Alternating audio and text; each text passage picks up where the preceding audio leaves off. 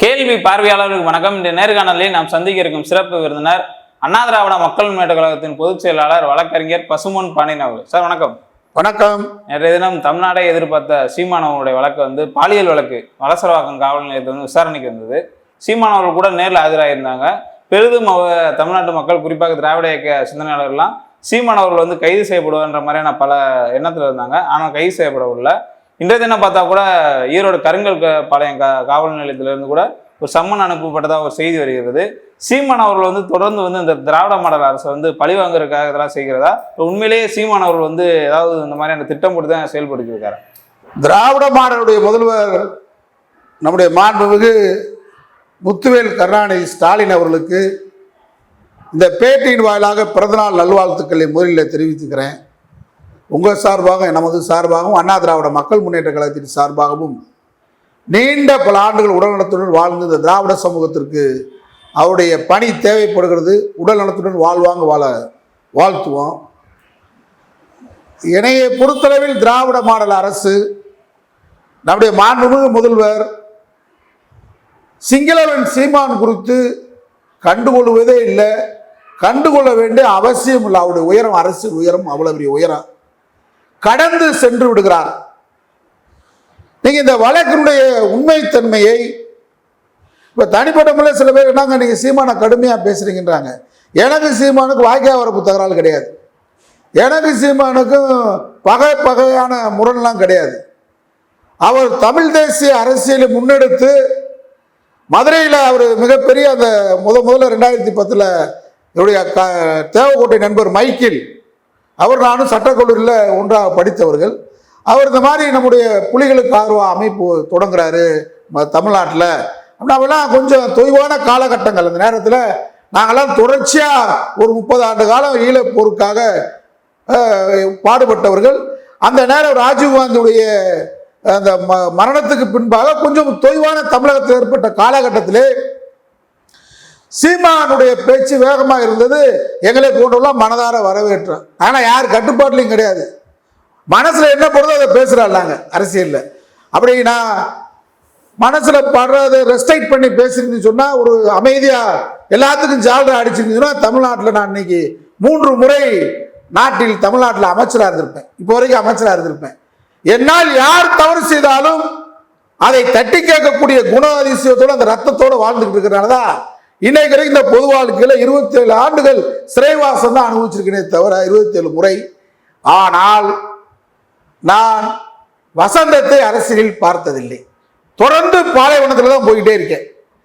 ஆனால் அது நான் பெருமையாக எடுத்துக்கிட்டேன். இந்த சமூகத்திற்கும், தமிழினத்திற்கும், தமிழ் சமுதாயத்திற்கும் பாடுபட நாம் பிறந்திருக்கிறோம். இந்த பிறவியில் தொடர்ந்து பாடுபடுவோன்னு போயிட்டு இருக்கேன். அதனால நான் ஏன் இந்த கருத்தை சொல்றேன்னு கேட்டா, சீமானை தனிப்பட்ட முறையில் பழி வாங்க நோக்கம் அப்படி எண்ணம்லாம் இல்லை யாருக்குமே. இந்த வழக்கினுடைய உண்மையை தன்மை சீமான் மறைச்சு பேசுறான். அதான் வேதனையான உண்மை. அரசியல் வளர்ச்சியெல்லாம் திமுகவுக்கு சாதாரணம். அவங்க மூதறிஞர் ராஜாஜியை சந்தித்தவர்கள் மூட்டை பூச்சியை நசுக்கிற மாதிரி நசுக்குன்னு சொன்னாங்க ராஜாஜி திமுகவை. அதவே சந்திச்சு இன்னைக்கு ராஜாஜி பேரும் போலும் இல்லை. பக்தவச்சலத்தை திமுக சந்தித்தது. ஜவஹர்லால் நேருவை சந்தித்த இயக்கம் திராவிட இயக்கம். இந்திரா காந்தியுடைய கொடிய மிசாவை சந்தித்த இயக்கம் திராவிட இயக்கம், திராவிட முன்னேற்ற கழகம், கலைஞர். அந்த நெருக்கடி நிலையில் பூத்த நெருப்பு மலர் தான் நம்முடைய மு.க. ஸ்டாலின். அதனால 36 லட்சம் வாங்கிட்டு ஓட்டு வாங்கிட்டேன். எதை கண்டும் தோல்வியை கண்டு தோலாத இயக்கம் திமுக. திமுக மாதிரி தோத்த இயக்கம் தமிழ்நாட்டில் எதுவும் கிடையாது. துவண்ட உடனே எழுந்த இயக்கம் எதுவும் கிடையாது. துவண்டு விடாது. வெற்றி திமுக மாதிரி வெற்றி பெற்ற இயக்கம் கிடையாது. இமாலய வெற்றி 1971 தேர்தலில் 181 இடம், மிகப்பெரிய வெற்றி. ஆனா வெறிகுண்டு ஆடாத இயக்கம், மக்கள் பணியாற்றான், அவ்வளவுதான். ஆனா சிங்களவன் சீமான் வசூல் கமிட்டியா போட்டா உன் குற்றத்தை என்னன்னு கேட்டா, ஈழத்தமிழரை சொல்லி வசூல் பண்ற, திரள் நிதி கொள்ளையடிக்கிற, என்கிட்ட தொலைஞ்சு போ. என்கிட்ட கண்ணமா அது என்ன சுடுகாடு, வட சென்னையில் ஒரு சுடுகாட்டிலிருந்து எந்திரிச்சு வந்திருக்கேன். சுடுகாட்டிலிருந்து நீ எந்திரிச்சு வந்தவே இந்த அளவுக்கு ஈசிஆர் கடற்கரை காற்று வாங்கி கையில் விழியோட குடும்பம் நடத்திக்கிட்டு இருக்கிற வாழ்த்துக்கள் ஈழத்தமிழர் சொல்லி உழைச்சிட்ட.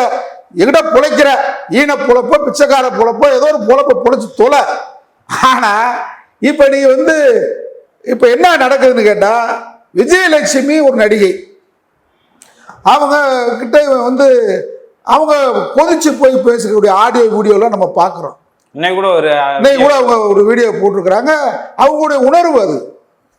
ஆனா இவன் என்ன சொல்றான், நெறியாளர்களை பார்த்து பத்திரிகைக்காரங்களை பார்த்து அரசியல் கட்சி பார்த்து என்ன சொல்றான், யாராவது மும்பை தட்டி கேட்டீங்களா? ஏன்னா நீ போய் படுத்திருக்கேன்னு நீயே சொல்ற, நீ படுத்ததுக்கு அந்த அம்மா கூட நீ இருந்ததுக்கு நாங்களும் இருக்கிற கேட்க விருப்பம் இல்லாம ஏன்னா கொஞ்சம் மனைவியை கேட்க சொல்லு. உன் மனைவி தான் பேசுறேன், உன் தம்பி மாதிரி வந்திருக்கான் பாருங்க, நேற்று எங்க போன? இது வரைக்கும் இப்படி ஒரு ஈழ போராட்டத்திற்காக, ஒரு இந்திய போராட்டத்திற்காக, ஒரு சமூக நீதி போராட்டத்திற்காக ஒரு ஆயிரக்கணக்கான பேரை திரட்டி நீ ஏதாவது ஒரு போராட்டத்துக்கு வரைக்கும் போயிருக்கியா? கேவலம் ஒரு பாலியல் வழக்கு, கற்பழிப்பு வழக்குக்கு ஒரு 300 பேர் 400 பேரை திரட்டி போற நீ ஒரு தலைவன் ஆக முடியுமா? எப்படியாது பூரா உலகமே பார்க்கிறேன்.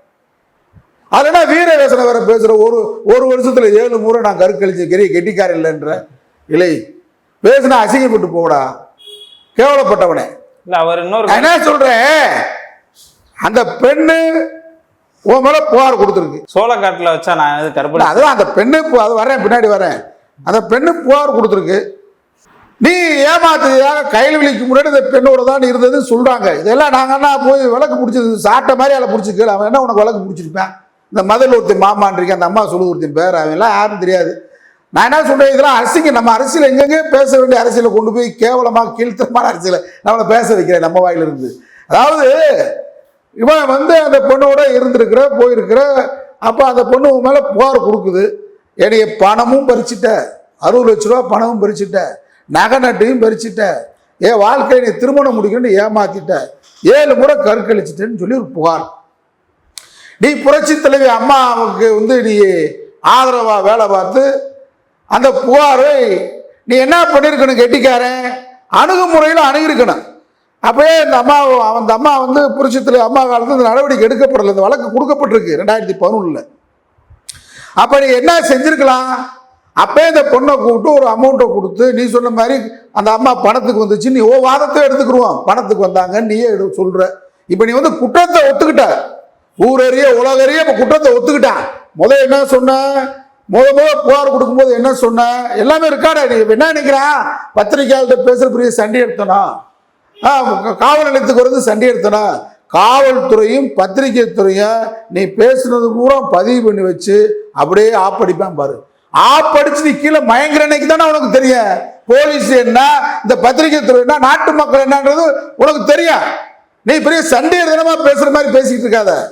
அப்ப என்ன சொல்ற நீ, இந்த பெண்ணு யாருன்னே தெரியலன்ற முதல் இது பத்திரிகையில இருக்கு, எல்லாமே நமக்கு ரெக்கார்டா இருக்கு. அப்ப போய் தானே. அப்புறம் அடுத்த கட்டம் என்ன சொல்ற, நீ யாரோ ஒருத்தனை விட்டு பணம் கொடுக்குற, அந்த பெண்ணை மிரட்டுறியோ பணம் கொடுக்குறியோ, போய் வாபஸ் வாங்கிட்டு வர சொல்லிட்டு அந்த பெண்ணை வாபஸ் வாங்கிட்டு போயிடுறாங்க. முறையா சட்ட ரீதியா என்ன அணுகிருக்கணும், அவங்கள கூப்பிட்டு ஒரு பணத்தை கொடுக்குறியோ ஏதோ செட்டில்மெண்ட் பண்ணா அதை முறைப்படி நீதிமன்றத்தில் அந்த செட்டில்மெண்ட்டை முடிச்சிருக்கலாம். முடிக்கல, முடிக்காம ஏன்னா அந்த பெண் எதிர்பார்க்குற தொகையை விட, அதாவது அவன் என்ன சொல்றான், நானா சோளக்காட்டில் குச்சியில் வயசுக்கு வந்தவங்கள சோளக்காட்டுக்குள்ள தூக்கிட்டு போயா கற்பழிச்சேன்ற. அது அவங்க பக்கத்தில் 10 பெண்கள் நிற்கிறாங்களே, அது பெண்கள் தானா? வீரப்பன் இல்லை, எனக்கு மாவீர வீரப்பனை சொல்லாதீங்க. மாவீர வீரப்பன் அவர் நிறைய பேரை சுற்றுக்காரு, காட்டுக்குள்ள சுற்றுக்காரு. யார சுற்றுக்காரு? வீரப்பனை தேடி விடுவதாக சொல்லி வனப்பகுதிக்குள் காட்டுவாசி பெண்களை கற்பழித்த வனத்துறை காவல்துறை அதிகாரிகளை சுற்றுக்கிறார் வீரப்பன் மாவீரன். அவங்க மக அந்த வரலாறு தெரியாம நிக்குது அங்க, அது நிக்கட்டும், அந்த பிள்ளை வேற. ஆனா அந்த 10 பெண்கள் சொல்றீங்களே, சுத்தி நிக்கிறீங்களே, குச்சிக்குள்ள இருந்து வயசுக்கு வந்தவங்கள கூட்டு போய் சோளக்காட்டுக்குள்ள கூட்டு போய் கற்பழிச்சாதான் கற்பழிப்பா? அடிப்படை சட்டத்திற்கான முட்டாப்பல. நீ 80 வயசு கிழவிய கற்பழிச்சாலும் கற்பழிப்பு தான்டா, லூசு பையல. என்ன நினைக்கிறான், மேஜரான பிள்ளைய கற்பழிச்சாதான் கற்பழிப்பு நினைச்சுக்கிட்டு இருக்கியா நீ? முட்டாள், அடிமுட்டாள். விபச்சாரியா இருந்தா கூட அவர்கிட்ட நீ ஒரு ரேட்டு பேசிட்டு ஒரு ரேட்டை நீ கொடுக்காம வம்புழுத்தா, அவ கற்பழிப்பு புகார் கொடுத்துட்டா, ஒத்துக்கறலன்னு சொன்னா, நீ கொடுக்குற ரேட்டுக்கு ஒத்துக்கறலண்டா நீ கற்பழிப்பு குற்றவாளி தான். சட்டம். அவ உபச்சாரம் பண்றானே வச்சுக்கப்பா, நீ ஒரு ரேட்டு பேசி போயிருக்க, அந்த ரேட்டை நீ கொடுக்கல, தகர வேணான்னு ஒத்துக்கறல, ஒப்பந்தம் முடிஞ்சிருது. அப்ப ஒப்பந்தம் முடிஞ்சுட்டா என்னடா, ரேட்டு வராது, கற்பு தான் அங்க நிற்கும். அவன் கூட போனா இவன் கூட போனாலும் நீ சொல்ல முடியாது. நீ போனது உண்மையில இப்படியே ஒத்துக்கிட்டே இல்ல. அதனால அந்த பெண்கள் எப்படி இது அந்த நாம் தமிழ் கட்சி பெண்களுக்கு, உங்க வீட்டுல உங்க மகள் இல்லையா உங்களுக்கு, இல்ல உங்களுக்கு கற்பு இல்லையா, இல்ல உங்களுக்கு சகோதரி இல்லையா, இல்ல அக்கா இல்லையா, அம்மா இல்லையா, இப்படி ஒருத்தர் பேசுறான். ஒரு தலைவனா இருக்கிறவன் 34 லட்சம், கயல்வெளி சொல்லுது இன்னைக்கு 34 லட்சம் ஓட்டு வாங்கியிருக்காரு எங்க வீட்டுக்கு. 34 லட்சம் ஓட்டு வாங்கினா யாரும் கற்பழிப்பான் அவன் வீட்டுக்காரன்? 34 லட்சம் ஓட்டு வாங்கினா என்ன அவனை மதிக்கணும்ன்ற? இப்ப யார் இந்த வழக்கை எடுத்தா? முதல் பத்திரிகையில நெறியாளர்கிட்ட யாரும் வழக்கமா சொல்றது இல்லை. இந்த வழக்கை அம்மா ஒரு காலத்தில் கிடப்புல போட்டாங்க. எடப்பாடி பழனிசாமி சித்தப்பன் இல்ல, யாருக்கு? சீமானுக்கு சித்தப்பன், ஓபிஎஸ் பெரியப்பன். இந்த பெரியப்பனும் சித்தப்பனும் கீழே தூக்கி போட்டாங்க. இன்னைக்கு ஸ்டாலினே அப்பான்னு சொல்லியிருக்காரு. ஸ்டாலின் அப்பா ரொம்ப போனா காலில், நேற்று ராத்திரியே கோவால காலில் விழுந்திருப்பான். ஒரு இன்ச்சும் கூட எனக்கு தெரிஞ்சு ஒரு சின்ன மைல் கல்லு கூட திமுக எதிராக சைமனுக்கு எதிராக நடவடிக்கை எடுக்கல. எங்களுக்கு வருத்தம் தான்.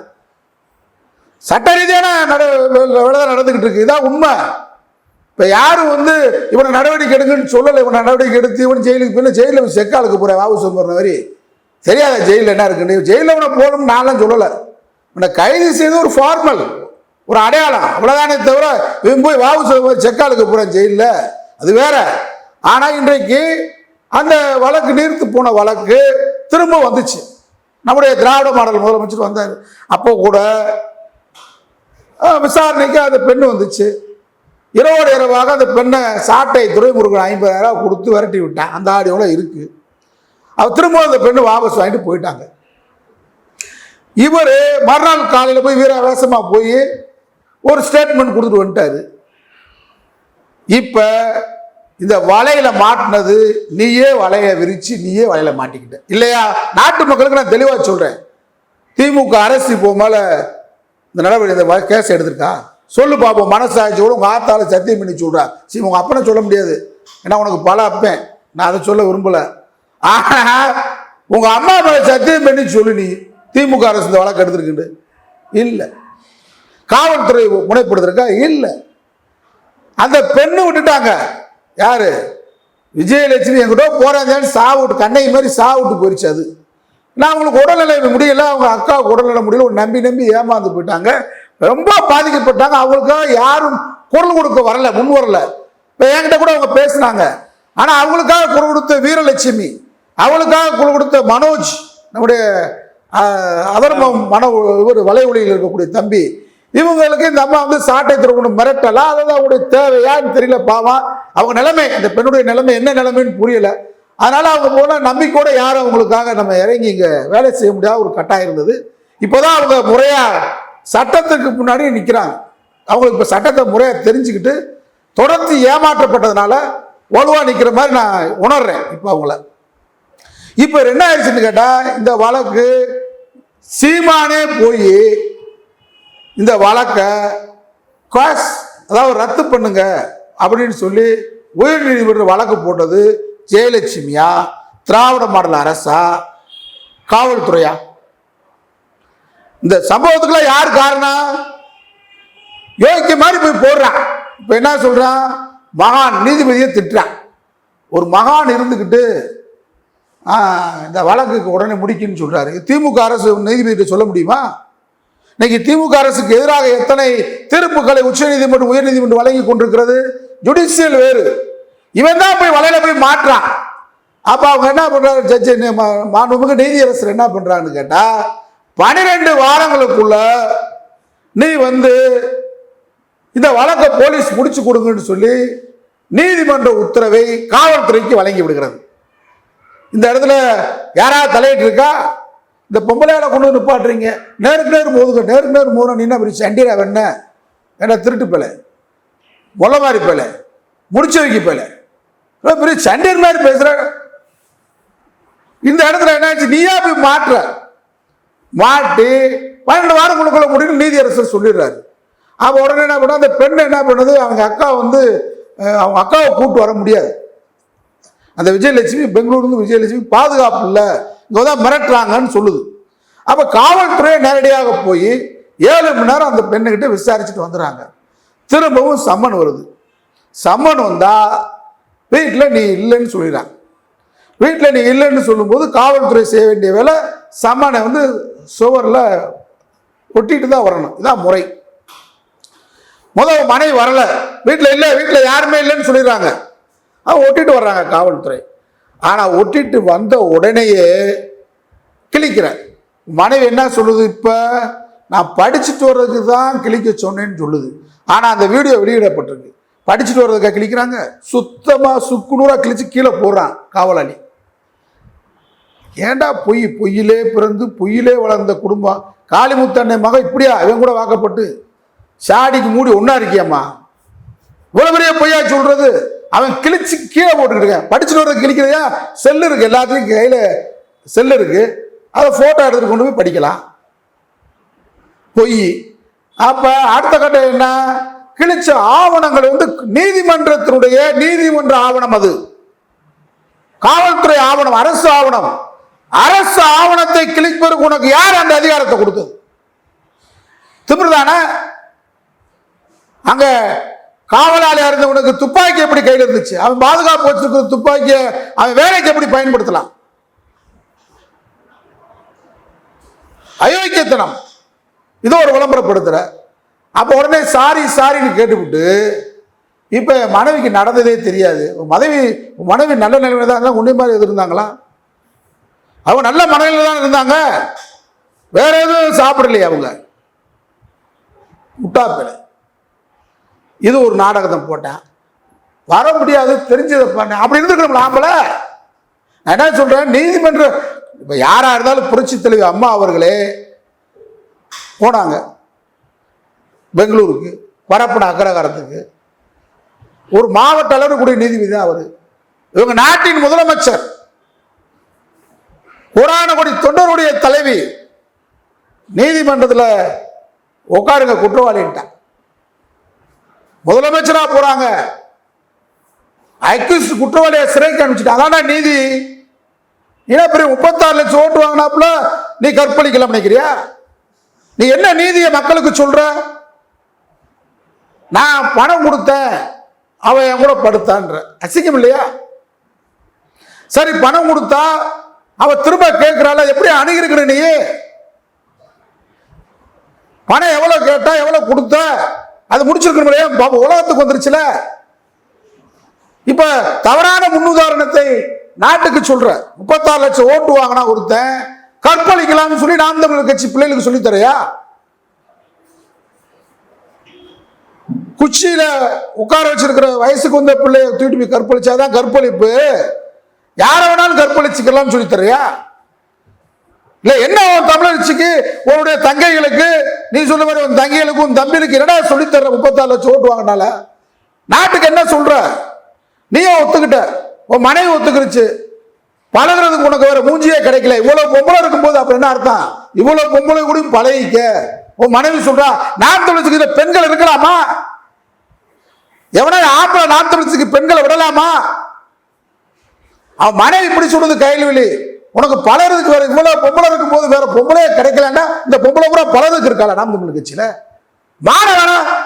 அங்க இருக்கிற பெண்கள் சிரிக்கிறீங்களே, இல்ல சோறு உப்பு போட்டு சாப்பிடலையா? பெண்களா நீங்க? அவன் என்ன பேசுறான்? அவன் கொண்டாட்டி என்ன பேசுறான்? ஒரு குடும்பமா ஒரு பெண் பணத்துக்கு வந்தாங்களோ ஏதோ உங்க வாதப்படி கூட உங்க ஒப்பந்தத்தை ஏற்றுக்கொள்ளாத நீ ஏமாத்திருக்க, மோசடி பண்ணிருக்கன்னு சொல்றாங்க. அதை நீ அந்த வழக்கை முறையா சந்திக்காம முறையா அந்த வழக்கை நீர்த்து போக செய்யிருக்கணும், முறையா ரத்து பண்ணிருக்கணும். இப்ப நீதிமன்றம் சொல்லி முதல் என்ன சொன்னா, அந்த பெண்ணை யாருன்னு தெரியல. அப்புறம் காங்கிரஸ் தான் தூண்டி விடுது அந்த பெண்ண, அப்புறம் பாஜக தூண்டி விடுதுன்ற. உன்னை எதுக்குறதுக்கு எதுவும் தேவையா? உன்னை அடிச்சு பிப்பாக்கெட் கேஸ் தூக்கி உள்ள வைக்கலாம்டா களவாணிப்பல. உலகம் முழுவதும் திரள் நிதி வசூல் பண்ணிருக்க பிரபாகரன் படத்தை பயன்படுத்தி உலகம் முழுவதும் போர் வாங்கலாம். சைபர் கிரைம்ல போட்டு உலகம் முழுவதும் இன்டர்போல் போலீஸ் போட்டு ஒன்னிய உலகம் முழுவதும் வழக்கு பதிவு பண்ணலாம். திமுக அரசு நினைச்சிருந்தா உன்னை நடமாட விட்டுருக்க முடியாது. ஆனா திராவிட முன்னேற்ற கழக அரசு தவறான முன்னுதாரணத்துக்கு உனக்கு இன்னும் விதிவிலக்கு கொடுக்குதுன்னா நான் கருதுறேன். ஒருத்த மேல சம்மன் கொடுத்து விசாரணைக்கு போலீஸ் ஸ்டேஷனுக்கு வாண்டா 1000 பேரை கூட்டு போனா ஆய்வாளர் ஒத்துக்குருவாரா? இனிமே தான் நடக்கும். அப்ப சீமானுக்கு மட்டும் ஏன் நீங்க வந்து ஒரு 500 பேரை நேற்று வந்த கட்சியே கரைஞ்சு போச்சு. நேற்று வந்தது சாதி அவருக்கு சாதி பாசத்தில் கொஞ்சம் பேர் அங்கே வந்தவங்க நாங்கள் பார்த்துட்டோம். யார் யாருல பூரா கொஞ்சம் கூலி கொஞ்சம் ஜாதி. சரி, இனிமே யாரை நீ வந்து எவ்வளோ பெரிய ஆளு நீ வந்து சம்மன் கூட்டு போலீஸ் கூப்பிடுறது மாதிரி எல்லா 1000 பேர் தான் போலீஸ் ஸ்டேஷனுக்கு வருவான். இது என்ன அர்த்தம்? விசாரணைக்கு வர்றதுக்கு நீ மட்டும் வா, உட்கார். வழக்கறிஞர் கூட இருக்குன்னு கட்டாயம் இல்லை. நீதிமன்றம் அனுமதி கொடுத்தாதான் நாங்கள் வழக்கறிஞர் உள்ள இருக்க முடியும்.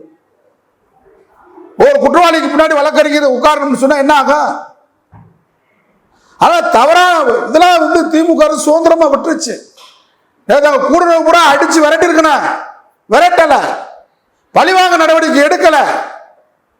பெரியார பேசு பைத்தியக்காரன் வீரமணி எங்க ஆசிரியர் சொல்ற பைத்தியக்கார பையன் ரோட்ல உளறான்ற மாதிரி விட்டுட்டான். உன்னை அதுக்கெல்லாம் உன்னை நடவடிக்கை எடுத்தா தாங்குவியா? இப்ப இந்த பெண்ணுக்கு உரிய நீதி கிடைக்க போகுது. அழகா நீதியரசர் சொல்லிட்டாரு. ஒரு பாலியல் வழக்கை பொறுத்தளவில், வன்கொடுமை வழக்கை பொறுத்தளவில் வாபஸ் வாங்க முடியாது. அதை விசாரிச்சு தான் ஆகணும். ஒரு குற்றவாளின்னு முடிவு பண்ணிட்டாரு. நேற்று காவல்துறை கண்டிப்பாக கைது செய்திருக்க வேண்டும். கைது செய்யல. நீ சண்டைனால கைது செய்யல. இதெல்லாம் பார்த்துட்டே இருக்கான் காவல்துறை. 1 2 3 4 ஐபிஎஸ் வரும் உங்களுக்கு இருக்க போயிட்டு இருக்கு. அதனால இது தவறான முன்னுதாரணத்தை காவல் நிலையத்துக்கு முன்னாடி வந்து கோஷம் போடுறது. அப்ப ஒவ்வொரு அக்யூஸ்டினுமே இப்படிதான் வருவான். இப்ப இவனுக்கு இந்த பாலியலை பத்தியே தெரியல. ஒரு குடும்பத்துல கணவன் மனைவி, அவங்க கூட மனைவி உடலுறவுக்கு ஒத்துக்கொள்ளவில்லை என்றால் வன்புணர்ச்சி வழக்கு மனைவி போடலாம். இது தெரியுமா உனக்கு? அப்ப விஜயலட்சுமி உட ஒத்துக்கொண்டு வந்தான்னு வைத்துக் கொள்ளுப்பா. நீ சொல்ற வாதம் அப்படியே அவங்ககிட்ட நீ கல்யாணம் முடிக்கிறதா சொல்லிருக்குன்னு சொல்றாங்க. 60 லட்ச ரூபா வாங்கியிருக்கா சொல்றாங்க. எவிடன்ஸ் கொடுத்துருக்காங்க. நீ எவிடன்ஸ் கொடு. இப்ப என்ன ஆக போகுது? 6 ஆண்டுகள் இந்த வழக்கில் தண்டிக்கப்பட இருக்கிற. இப்ப தற்காலிகமா நீ போயிட்டு வரலாம். திமுக அரசு உன்னை பழிவாங்க நினைக்கல, கருதலை. ஒரு இன்ச் அளவு கூட உனக்கு எதிர்த்து நடவடிக்கை நீதிமன்ற உத்தரப்பா நடந்துக்கிறதுன்னு சொல்லிடுச்சு. அதான் நேற்று காவல்துறை நினைச்சிருந்தா உன்னை கைது செய்து உள்ள வச்சிருக்கலாம், விட்டுட்டாங்க. அதனால இப்ப தவறான நாட்டுக்கு தவறான ஒழுக்கத்தை நாம் தமிழர் கட்சி தலைவர் சீமான் இன்னைக்கு மக்களுக்கு சொல்றாரு. கூட இருக்க தம்பிகளுக்கு என்ன சொல்றாரு? வன்புணர்ச்சி என்றால் பணத்துக்கு யார்ட்டையும் படுக்கலாம்னு சொல்ற. நீ எப்படா திருவள்ளுவரை பத்தி பேசுற, ஒழுக்கத்தை பேசுற, பிறன் மனையை பத்தி பேசுற? மானங்கட்ட நாயே. அண்ணா பல்கலைக்கழக மாணவியும் குரல் கொடுப்பானா? கற்பழிப்பு வழக்குக்கு இவன் குரல் கொடுப்பானா? நீ கற்பழிச்சிட்டன்னு சொல்லி நாரி போய் நசகுலைஞ்சு போய் சாக்கடையா திடுற நாய். அதனால இந்த நாட்டுக்கு ஆகாதவன், இழுத்து மூடப்பட வேண்டுமே, ஒடுக்கப்பட வேண்டுமே, அடக்கப்பட வேண்டுமே அசிங்கப்பட்ட சீமான் என்பது நாட்டுக்கு இந்த வழக்கு வெளிச்சத்துக்கு வந்துருச்சு. நாம் தமிழர் கட்சி கூட பெண்கள் சகோதரா சொல்றேன், இவ்வளவு கேவலமா, அசிங்கமா, ஆபாசமா அந்த கட்சியில சகோதரி காளியம்மாள சொன்னான். மசுருன்னா பிசுருன்னா. அப்புறம் சொன்னா ஒரு ஆடியோவே வந்திருக்கு. வெள்ளக்காரி ஒருத்தி கூட கிடைக்க மாட்டேன்றா. நித்யானந்தாக்கு எப்படி கிடைச்சிருக்கா போறோம் சிவப்பு சிவப்பா. நீங்க அந்த கட்சியில் இருக்காமா சகோதரிகளே? எச்சரிக்கை. நாம் தமிழர் கட்சி ஒழுக்கக்கேடான கட்சி, கற்பழிப்புக்கு பச்சை கொடி காட்டுகின்ற கட்சி. அது குடும்பமே இல்லை. சீமான் குடும்பமே கேவலமான குடும்பம். நல்ல இவ்வளவு பொம்பளை ஆளுங்க இருக்காங்க, அவங்ககிட்ட பழகிறதுக்கு விட்டுட்டு அந்த மூஞ்சிட்ட பழகணும்னு சொன்னா அப்ப என்ன? உன் மனைவி கூட்டி கொடுக்க உனக்கு? கேவலமான ஒரு இழிபிறவி இந்த கட்சி, அசிங்க பிறவி, ஆபாசமான கட்சி நடத்துகின்ற சீமானை விரைவில் நீதிமன்றம் தண்டிக்கும். நன்றி சார். நன்றி.